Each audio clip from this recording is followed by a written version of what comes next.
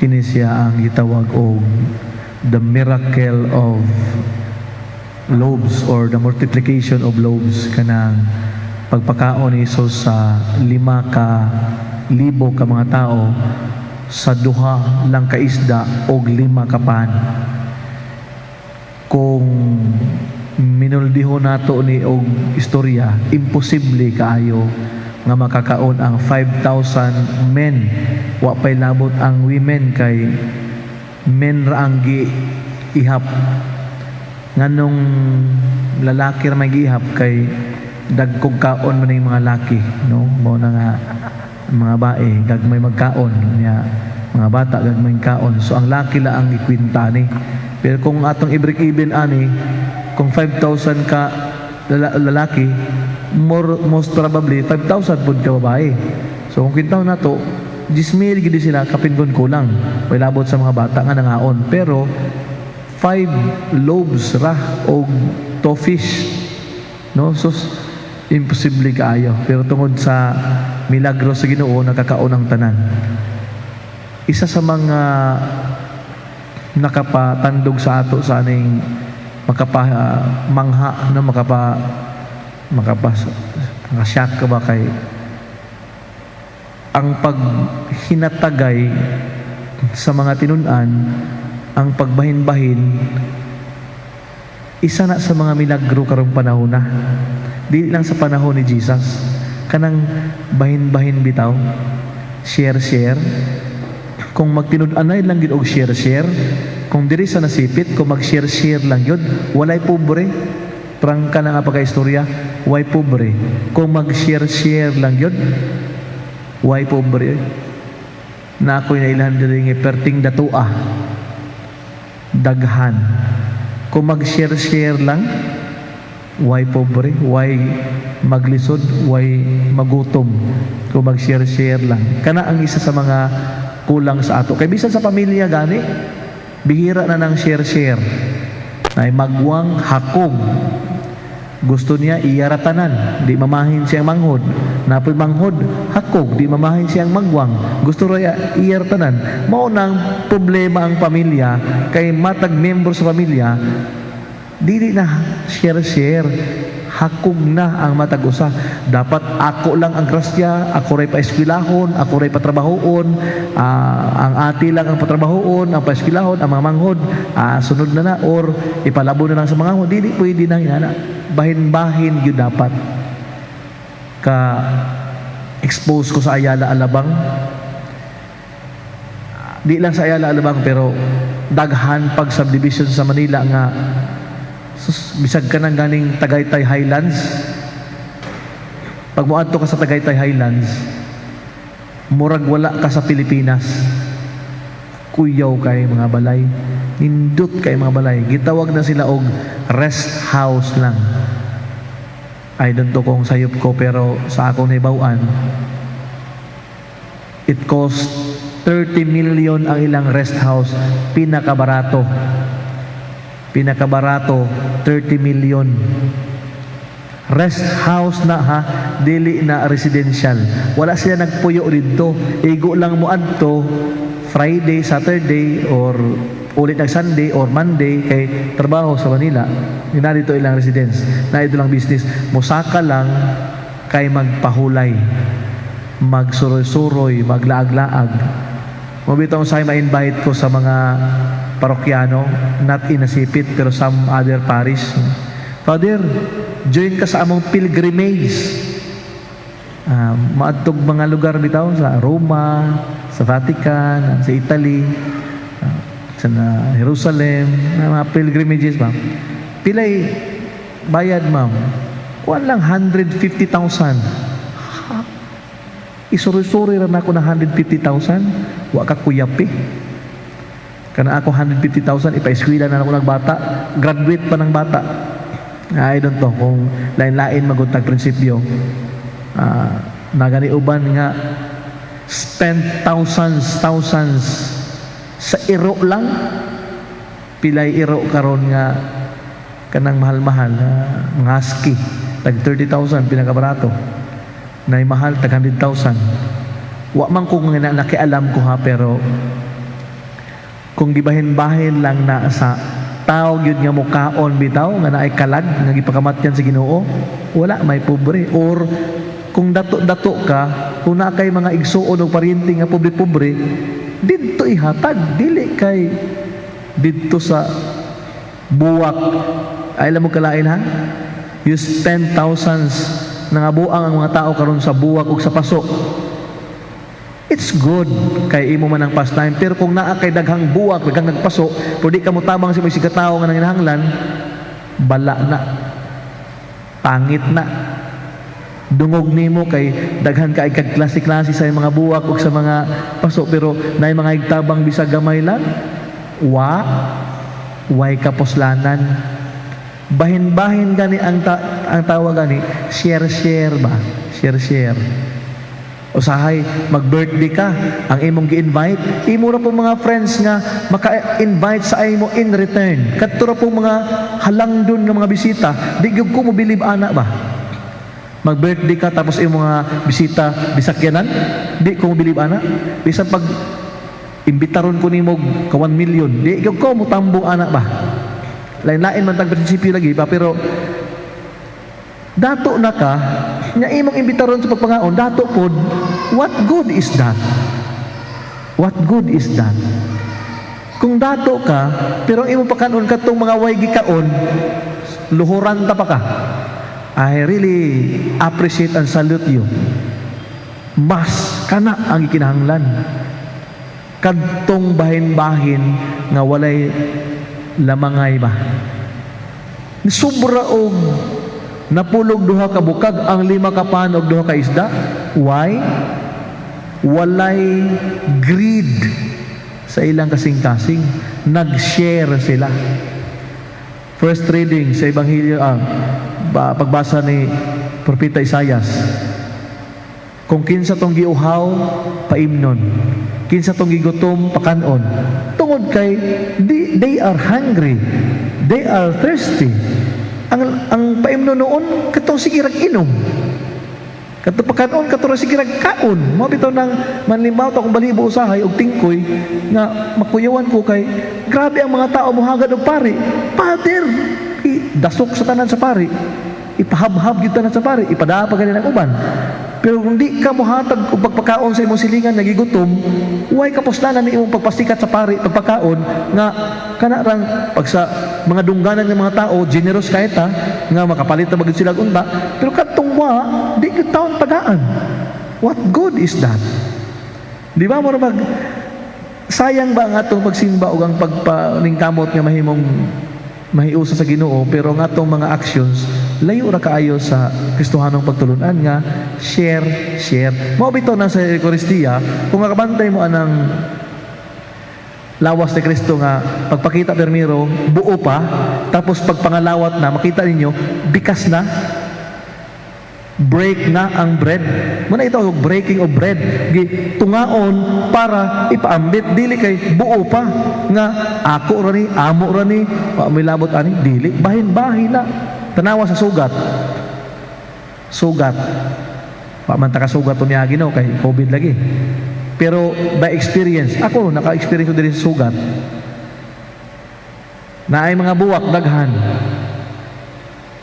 ang makaduol hakop ginatanan buwak, ang katundi taon kaduol wag taon ilang buwak, bag-o pa lang nabanhaw ang Ginoo, pero nanay hakog sa kasing-kasing nang hilabot nagbuwak, sige na ka, pero pwede bang ka naimo nga nakauban nga ng lakaw nga wala, may bahin ta ani, bahalag isa na akong madala, basta daghan kay matagaan, malipayon nga manguli nga nagbitbit og buwak bisag usa lang ka buok, enough na.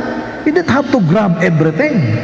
Ang concept nato kay the more kadaghan, greed, hangul kaayo. Mo nang di sa Ebanghelyo, no? Nga, grabe. 5,000 men, gipakaon og 5 loaves of 2 fish. That's insane. Pero kung nakabantay mo ang mga magkaon-kaon bitaw ka ng reunion or kana bitaw magdala-dala ra bitaw ta? Wala mo I don't know kung nakatesting mo anak ka ng walay cater bitaw o may maghanda tapos isigdala ra. Sobra ang pagkaon basta magdala-dala. Unang ibutang na bitaw sa lamisa unya mga una, sobra na. Pero ang problema, makulangan na po na kaya naman mga hakog, manggibaw na po balik, ipangsudo po sa Tupperware ug balik. Pati laing Tupperware madapa. Problema gyapon. Greed ang problema ani sa multiplication of loaves. Mahitabo lang na ay milagro kung magsugod na ang bana og share ngadto siyang asawa. Magsugod na ang asawa og share ngadto siyang bana. Magsugod nag-share ang mga anak sa ilang panahon ngadto silang pamilya. Milagro na. Pareha kani karon. Mulaag unta ang mga bata pero di na mulaag kay sa balay ra. Milagro na. Kuha pa'y virus, haba na makita sa bahay. Sige laag na. Daghan ang mga milagro nga ato masinati depende na sa atong pagtubag sa tawag sa Ginoo, no? Mura ba og gitawag man ta nga mahimong generous, be generous. Balikan ako to ako experience sa Ayala. Tako sa ako na-share na ako ni pero ako lang balikon. Tako kaayong balay kaning kumbinto siguro kaduha unang kumbinto. Kaduha o katulo, basta kaduha una. Usa ka pamilya ng puyo. Ang nagpuyo, magtiayon ra. Kaya ilang mga anak, nanapoy kanya-kanyang balay. Dagko po kaayo. Wala naman to ko nilabot ana, pero sa ako nag-ingon lagi, diri sa nasipit po, naman po na ilan diri. Dako kayong balay, wala na nagpuyo. Sa gawas nagpuyo, okay man na, you deserve that kay imo man ang pinanang kamutan pero igsuon gigasa man na sa Ginoo sa imo, igsuon gigrasyahan man kag trabaho nga maayo pag na kay kailang nga naglisod pamahin pod gamay lang, di lang tanan, gamay lang bisag usa lang ka tawo nga giuhaw imong paimnon okay na kaayo na. Bisag usa lang ka tawo nga gigutom imong paimnon, okay na ka. Ayaw kwintahan ng gahapon nga nanghatag kag pila ka tons of rice or pila ka pagkaon diha. Way kwinta ng gahapon. Ang karon, ang matag adlaw nga imong ihatag, do na ba? Kay mo ingon ka manginta ka, okay na ko Father, kay nag-donate naman ko kuan. Dili na way kwinta ng gahapon. Every day you have to ask ourselves, naa ba ko gibuhat nga maayo sa akong isig ka tawo? Naba ko'y gipakaon kada adlaw bisag gamay lang, naba ko'y gipainom bisag gamay lang, naba ko'y nabuhat nga maayo kana everyday little things okay na kaina, di na kailangan nga spectacular pa nga mga butang everyday lang nakapaambit tag maayo sa tuig siga tao, that matters a lot. Mao bitaw nang sige tag pangayo sa Ginoo daily pod kanang Our Father, Lord's Prayer, di ba? Pagini o kalanon matag adlaw. Ano di man pwede tagaig ko kalanon mga 1 week nga budget. Ano di man pwede 1 week nga budget kanong matag adlaw man. Kay gusto siya mangaon, mangayo, tagrasya matag adlaw. Matag adlaw tungod kay Jesus wants us, or God wants us to ask Him every day and kita pod to give something good sa ato isig katnao every day. Dili kay okay na to kay nakadonate na ko, dili kada adlaw kung naa lagi sa ako ningon mo bitaw tong nagplano-plano bitaw ko, nakabantay mo nga ay dito ko nakadumdum pa mo nga nagplano-plano ko nga try na ko og magbalay-balay unta to kung pilay madonate magbabaga ko anyway di bitaw to ako magtry ko kung basi na ay generous diri sa nasipit, basi na ay generous sa nasipit, muhatag lista kung pilay ma-raise unya mangita ta og mga lugar pod nga walang-wala kanang i-channel lang nato unta ba through the effort of the church unta to nya ready na to nakadungog man kog istorya nga pobre naglisod pa mi tas pangayuan pa di wa na lang ko nagbuhat kay ngano man na may comment tayo nga ang akong punto kung wa kay kahatag di ayaw buhatan as simple as that. Ang ako naman to punto ato kung kisa tong generous unta nga makahatag og pipila ka amount ato pong ipasa dito sa pipila ka amount atong ilista pasapasa ra unta na niya drawing your generosity kana bang birahon ba ang imong pagkamanghatagon ba para kabalo man ko na manghihatagon sa sipit daghan. Pero unsaon nimo na pagbira o pag-channel ngadto para sa mas nanginahanglan. O tama na yung comment nga naglisod. Di wala. And that's how the evil works. No, mura ba og pugnan ta sa to pagka generous kay kung kini mga tawhana wala pa ni nag-share, pasmo. Pasmo, lindot yun kaayo ang mag-share.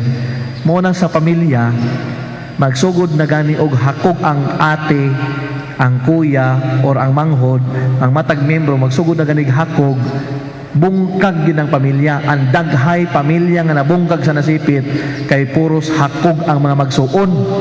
Dili kwarta ang akong gimin lang. Bisag ang pagpasaylo man lang, ang pagpaubos man lang sa garbo, dili gyud magapaubos sa garbo kay ako'y sakto, ako'y ate, ako'y kuya, dili.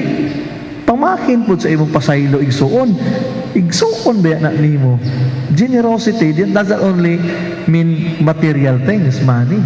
Kundili attitude, good things, goodness, that matters a lot. So, atong i-end sa second reading. Kung mabuhat na nato ni tanan, makapainom na tagiuhaw, makakaon tagigutom, sa Ebanghelyo, kaya na nato magpaambit ito sa uban, nothing can separate us from the love of God. Kung kana na mo na ito attitude, di gyud ta mabuwag sa gugma sa Ginoo. Wa gyud mabulag sa ato. Kay kana nga mga batasan leads towards God's love. Gugma sa Ginoo ang padulungan anak kanabi taong kalimtan nimo kagalingon para sa uban, naa kay kwarta, naa kay pagkaon, naa kay trabaho, naa kay anything na sa imo good para sa imo nga nadawat sa Ginoo tapos imong i-share sa uban. Ay lamang kalaing nga nagpadungdungog ko di padungdungog pero touch kaayo ko kanang naay mga pipila sa taga nasipit nga magtinga ko magpasumangil og amin. Father, bless ko.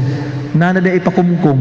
Uy, sa man naghatag sa ilang share. Marbaw, nganong, kinsa man ko nga tagaan nga, I don't know, wala ko nagpadungdungog ha, pero, maayo po ba yan na, no? Basig na ay mo amin-amin unya, uy, problema, no? Di bitaw. Naay ipakumkum ba, no? Kabalo mo, anak, uy, imo na ni pader. Napoy uban sabon. Hoy, kailimot ko sa naon ni nanay pero pag makita mi, padir imo na sabon. Gikan ni sa akong anak nya, daghan na magog sabon, imo na puning sabon. O wala na koy palit-palit morbag. Grabe no, instead nga mo spend ka og ana, wala na koy dili sa ingon nga padungdungog lagi niha pero that's how the Lord works. Nya sa ako pud na side pag naapoy manginahanglan, ug nalay ako, share pud. Usahay padal-an kog pagkaon kanang mag-blessing ko. Padalaan kog mga litson, mga pagkaon. Ako pong ibahin-bahin sa ila. Temay, latidudog. Ito ning bahin-bahin nun. Mga seminarista magay katong ni Agi dong. Katong nagmisa ta nga. Namoy blessing dito dapit. Lipay kay sila. Bahin-bahin ta. Kanabang inana bitaw no? Sahay. Ang itlog sa kinabahangan. Pag ihalad na sa ako, di na ako yata sa kumbinto. Na ako'y classmate nga 3 kabuk anak. Nga nagbuhi ra og buko juice ra kung nga may na lang ning isa ka 3 nga itlog akong mahatag sa iya lipay na kay lukso-lukso na tawon ng mga anak nga you get my point ana ba naay kita isa ka kilo nga bugas 2 ka kilo nga bugas ahon ni hatag naay manginana ba nga dili permi ato kundi hatag pod mao ni unod sa mga pagbasa karon og sa atong liturhiya. So ato ipangaliyo po sulod sa dos nga misa nga unta kalimtan-limtan nato gamay ang atong pasulod sa atong kagalingon. We begin to let go sa atong personal nga needs. Kung ato na pong ipaambit nga sa uban kay mas daghan pa ang mga tao nga mas nanginahanglan sa atong tabang. Kana bang dili tanan dili tanan ihatag nimo gagmay lang, bahin-bahin lang. Okay na kaayo na. Sa gihagit sa Ginoo karon may suon nga kini nga grasya nga atong nadawat na dungog karon ato pong mapaambit sa uban kung sa mga gani grasya pud atong madawat we learn to share to others. Sinaot ta palig manindog ato padayon ito bagtuog ilang tanan.